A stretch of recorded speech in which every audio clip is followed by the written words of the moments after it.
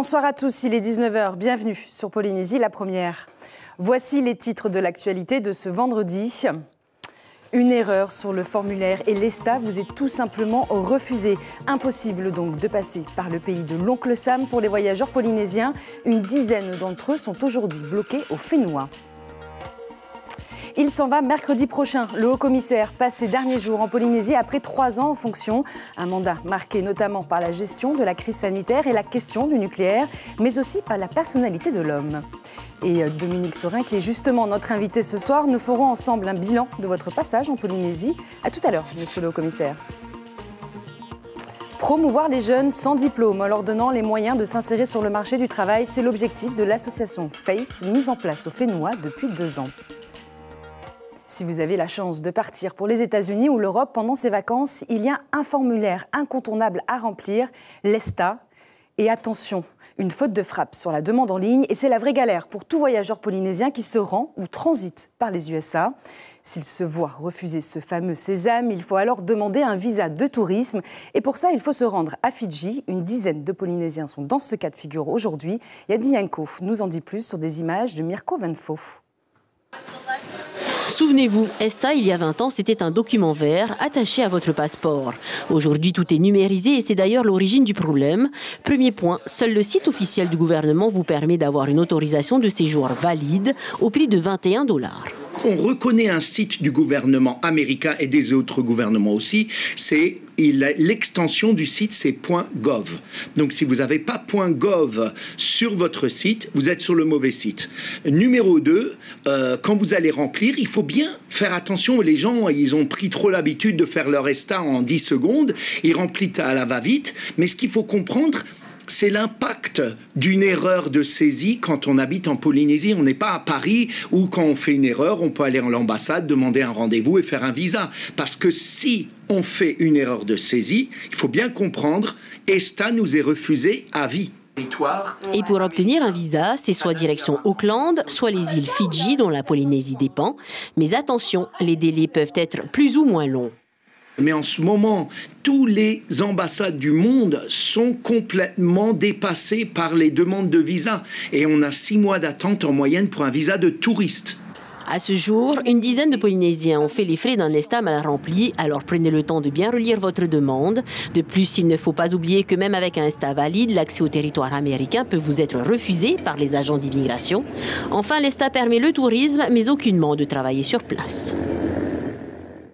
Et eux ne sont pas dans la galère, mais dans l'allégresse. Ce matin s'est tenue la cérémonie de sortie de la 10e promotion des cadets de la République et de la 7e promotion des policiers adjoints en Polynésie française. La police compte donc désormais 14 nouvelles recrues. Parmi elles, Tauti Van Bastoler, major de la promotion qui va rejoindre la police aux frontières, et Ranihei Tokarangi, la plus jeune des cadets de la République. Ils sont au micro de Kaline Liénard et Patrick Tixing.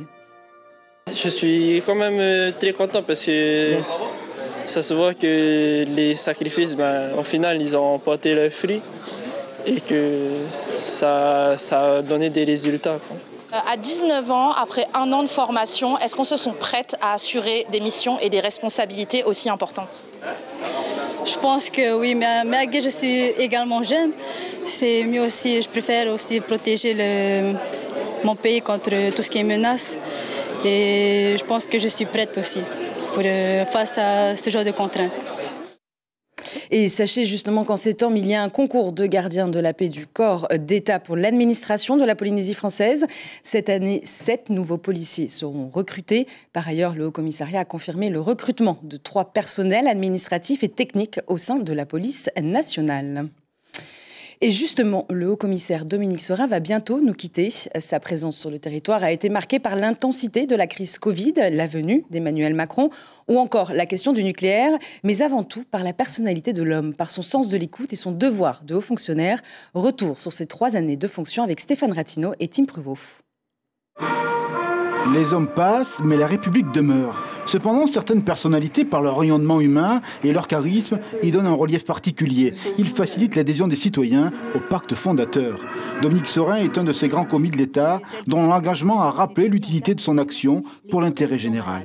La Covid, au départ l'hébétude, et puis l'urgence de l'intervention publique pour éviter le chaos sanitaire et économique. Le représentant de l'État et le pays ont marché main dans la main dans une situation complexe pour laquelle nulle référence n'existait dans le passé. Chaque jour, chaque heure qui passe est cruciale. La solidarité nationale a fonctionné. Matériel d'urgence, équipe médicale. L'État a mis la main à la poche. 214 milliards sont venus directement de métropole. Une République qui apaise, qui entend, qui comprend. Cette éthique de la responsabilité, le haut-commissaire l'a traduite en actes durant sa présence en Polynésie. La venue du président de la République fut un moment de communion, de rassemblement, d'écoute. Les sujets qui fâchent ont tous été discutés. Le nucléaire, l'ouverture des archives pour en comprendre les ressorts politiques, les indemnisations. La table ronde à Paris a décidé des avancées plus que symboliques pour faire œuvre de mémoire et de justice, et ce, dans le respect des blessures de chacun. Le président de la République l'a dit, l'État assume les conséquences de ces essais nucléaires. Donc ça s'est traduit par un certain nombre d'engagements. Nous avons mis en place au Sariel une équipe pour aller vers les gens.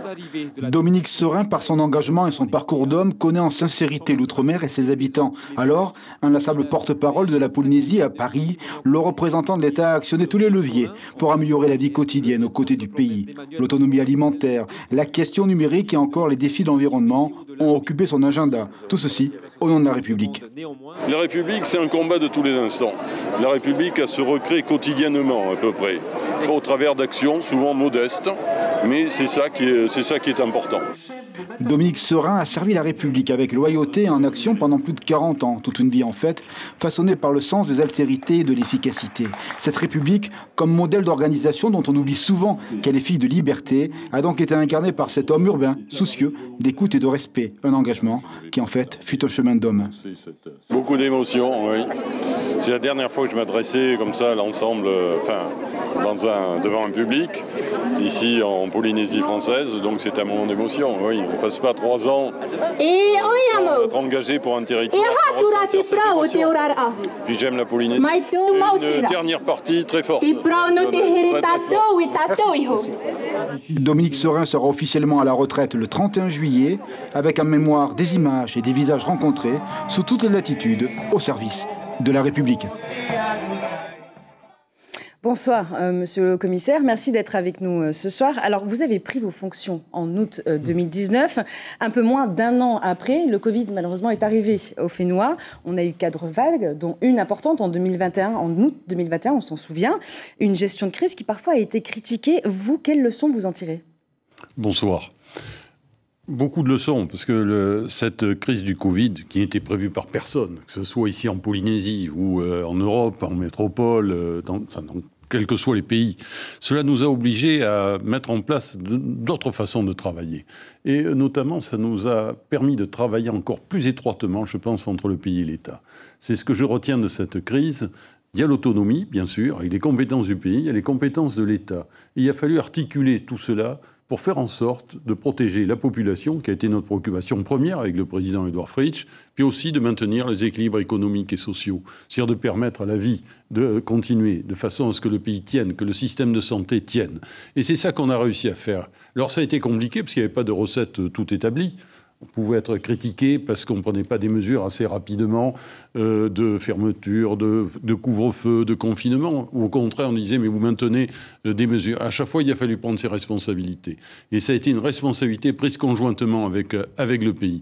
Et ça, je pense, c'est porteur de leçons aussi pour l'avenir. Alors justement, on en parlera plus tard des relations d'État et du pays. Mais il y a certains, en attendant, qui ont compris, notamment les autonomistes, qui ont reproché un petit peu l'empiètement par l'État sur la compétence santé du pays. Est-ce que vous trouvez cette critique infondée ?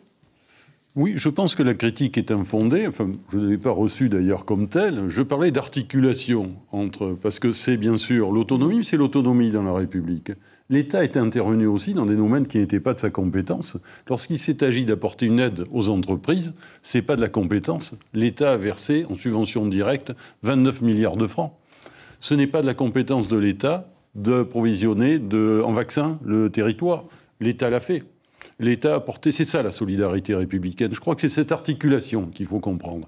On n'est pas dans la mécanique institutionnelle, on est dans un service qui doit être apporté à la population, aux Polynésiennes, aux Polynésiens, pour faire en sorte qu'ils s'en sortent le mieux dans une crise sanitaire, qu'ils puissent vivre le mieux aussi dans leur territoire. C'est ça qui est essentiel.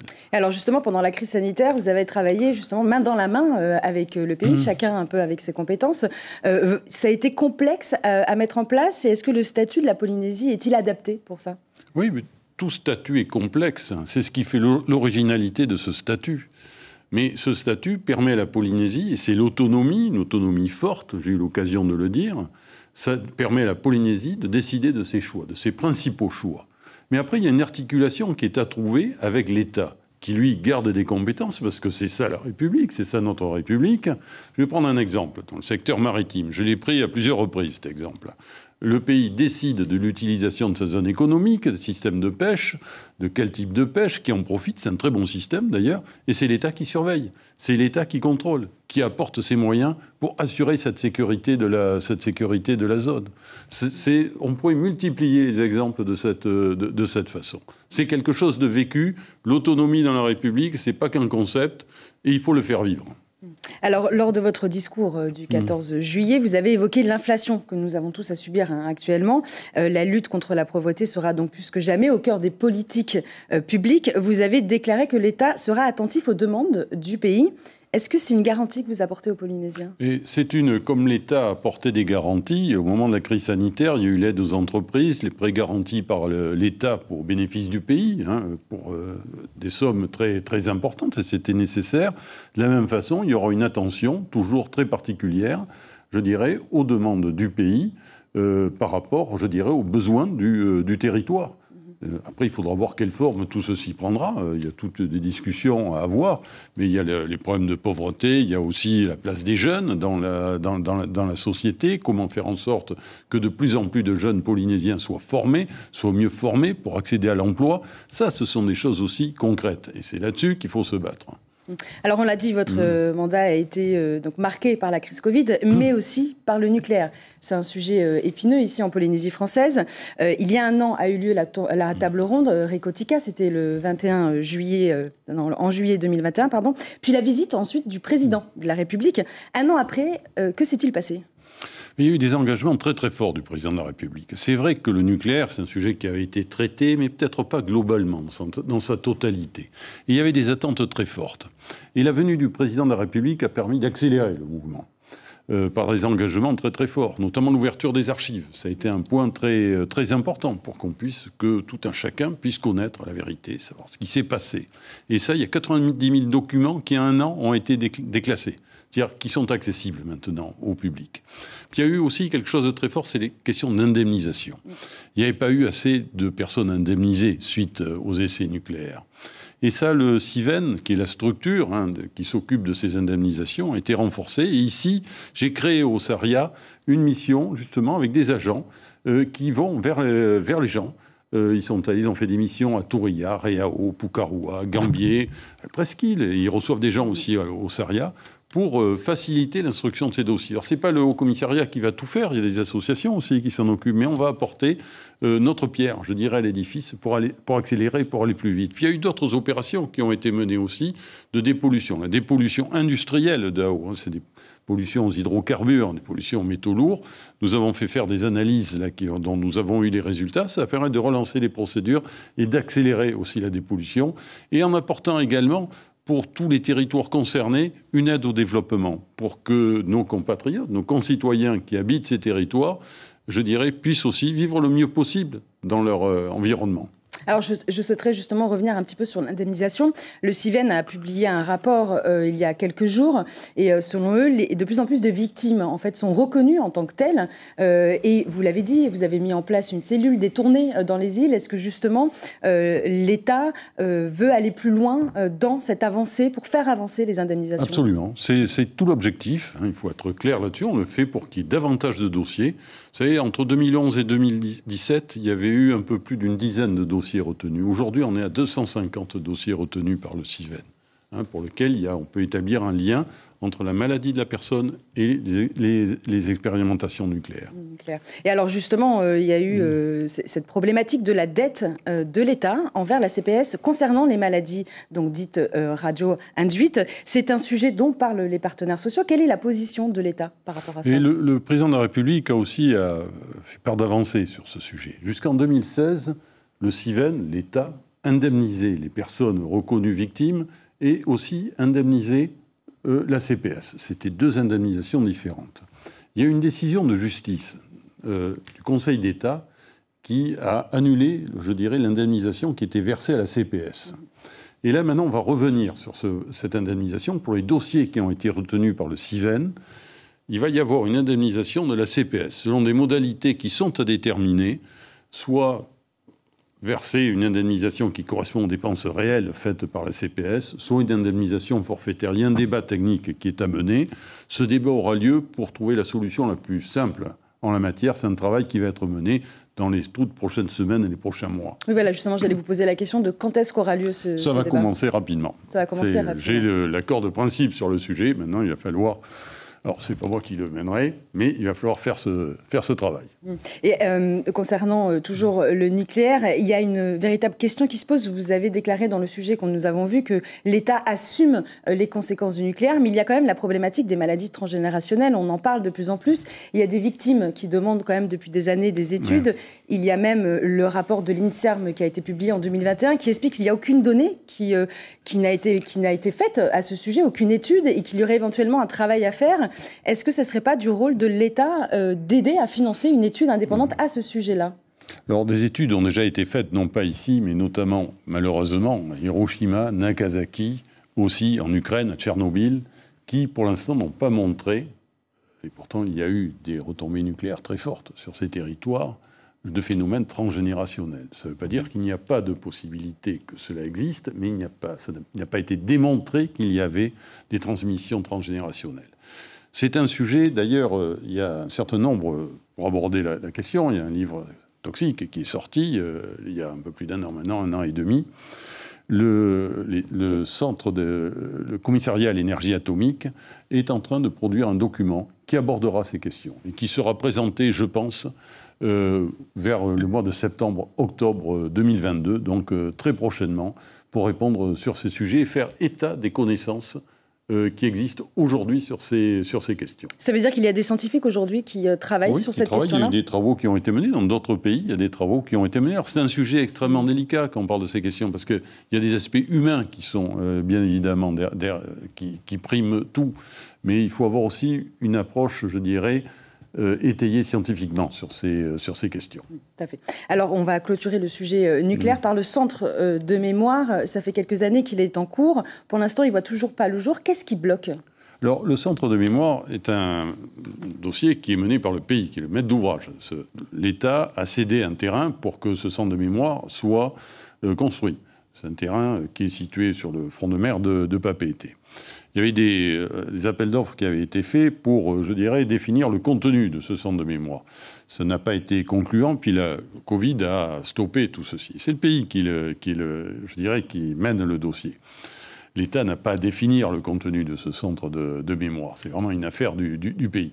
Et le président Édouard Fritsch a demandé un appui à l'État pour, d'un point de vue technique, simplement comment mener un tel projet de centre de mémoire, parce qu'il y a des centres de mémoire non pas sur les mêmes sujets, mais sur des sujets qui font appel, je dirais, à l'histoire, qui ont été montés dans d'autres territoires. Donc il y a un rapport que je viens de communiquer au président Fritsch sur ce sujet, ce qui devrait permettre de relancer aussi, je dirais, l'élaboration de ce centre de mémoire qui est très attendu, et il faudra le faire. Quand on parle de déclasser les archives, ça signifie qu'il y a de l'information qui est à donner, et on se doit de la donner aux Polynésiennes et aux Polynésiens. Alors abordons à présent le sujet de la sécurité routière. Le nombre de décès malheureusement sur les routes remonte à la hausse. Comment explique-t-on ça ? Que faut-il renforcer pour éviter ces morts sur les routes ? C'est malheureusement un sujet, je crois, qui va nous mobiliser beaucoup dans les mois et les années à venir. Parce que le nombre de tués sur la route a arrêté de baisser. On est sur un plateau entre 29 et 30 tués par an. C'est beaucoup trop.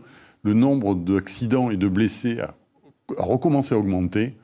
Donc il faut faire face à ce phénomène et essayer de stopper. Alors ça passe par de la répression, il faut le dire. Il y a aussi les gendarmes et les policiers qui sont présents. J'ai donné des instructions à la police et à la gendarmerie pour être sur les routes et pour faire des contrôles. Mais d'où viennent ces phénomènes? C'est essentiellement des accidents de deux roues. La mortalité, c'est des accidents de deux roues. Non-port du casque, consommation d'alcool, dans 3/4 des cas. Donc c'est un phénomène de société aussi.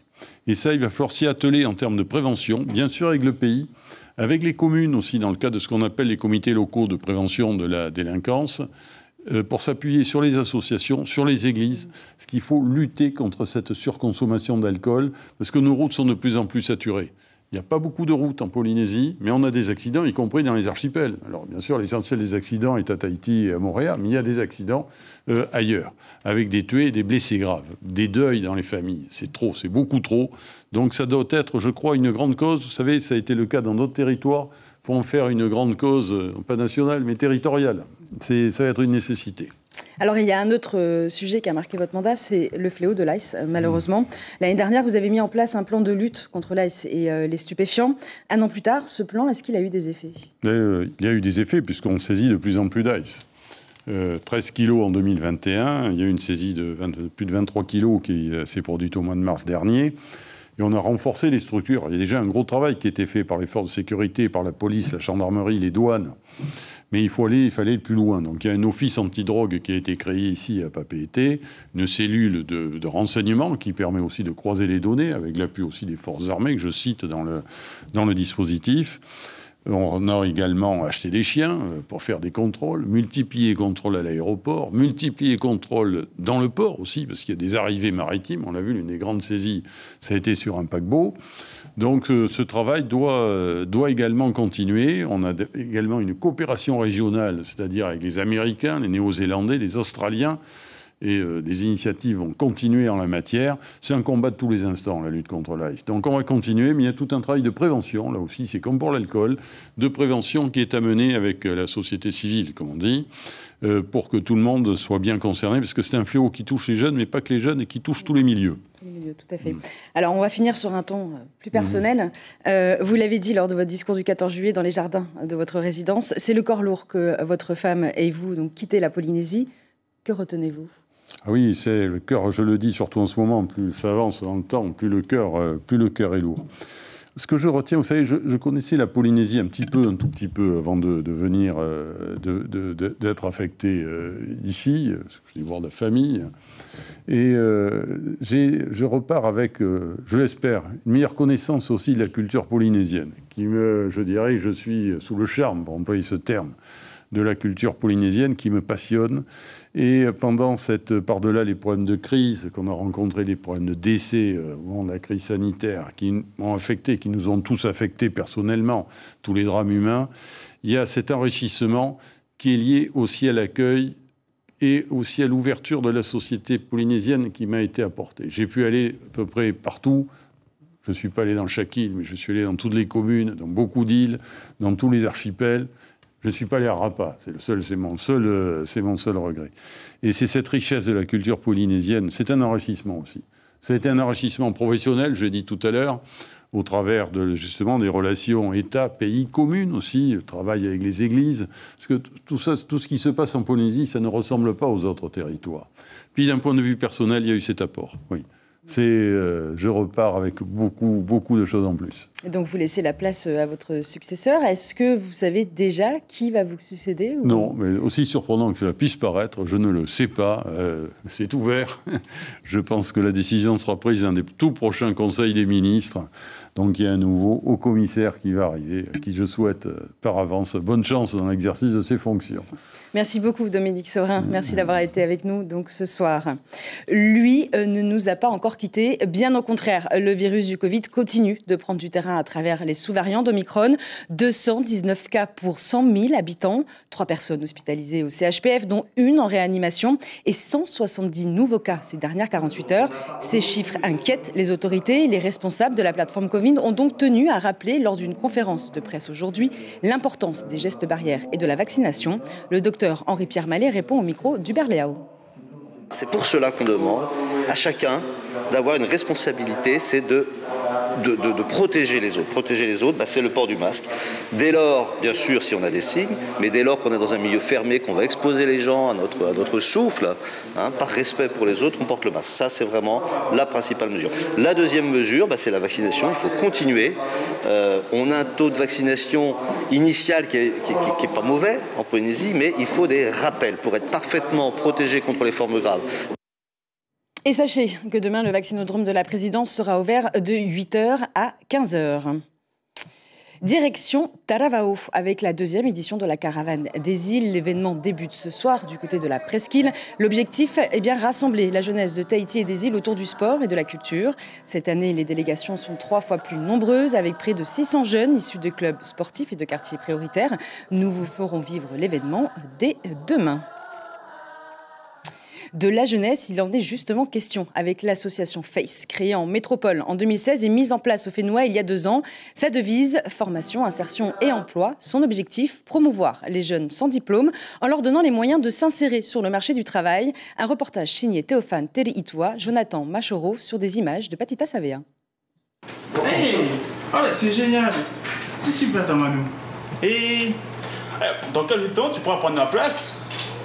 Tamanou Beneto a 20 ans. Sans diplôme, il a décidé d'intégrer le centre Te Wharearat il y a 3 mois maintenant. Pour mettre toutes les chances de son côté, il suit une formation pour l'élaboration d'un CV. J'aimerais noter sa formation, comme le téléphone, l'adresse email, mais comment me joindre quoi. Ça c'est un CV? Oui, en gros je fais mon CV. On va essayer de les aider afin de devenir le plus autonome possible. Dans la formation d'aujourd'hui, ce qu'ils peuvent faire au bout de cette formation, ils pourront changer eux-mêmes le CV et la lettre de motivation. Un bac littéraire en poche, Jade a décidé de se lancer dans le métier d'agent en service civique. Après 5 mois passés au sein de l'association FACE, elle n'en retire que du bénéfice. J'ai appris beaucoup de choses.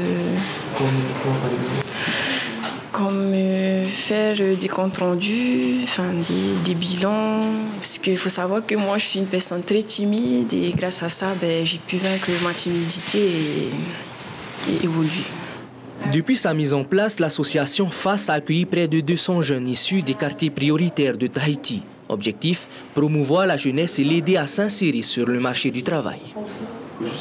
On est lauréat de Jeunesse Outre-mer, donc c'est un appel à projet qui a eu lieu il y a quelques mois pour soutenir les initiatives en faveur de la jeunesse. Donc c'est porté par le ministère des Outre-mer et décliné ici en Polynésie française avec le Haut-Commissariat. Donc nous on y a répondu avec cet espace d'accueil où justement on est là pour donner un coup de pouce à la jeunesse polynésienne qui veut s'insérer professionnellement. Selon les estimations, près de 50% des jeunes sans diplôme qui ont fréquenté le centre Te Wharearat ont été embauchés.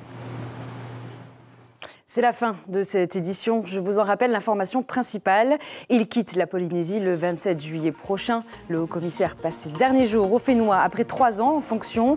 Un mandat marqué notamment par la gestion de la crise sanitaire et la question du nucléaire, mais aussi par la personnalité de l'homme.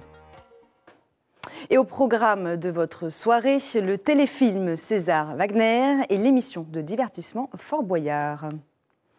Je vous souhaite à tous une excellente soirée. Je vous retrouve demain pour une nouvelle édition.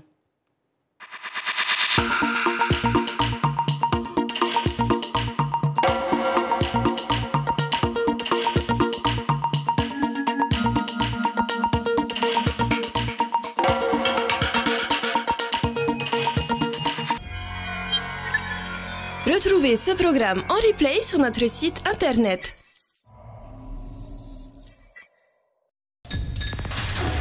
L'information en continu sur Polynésie la première, internet et réseaux sociaux.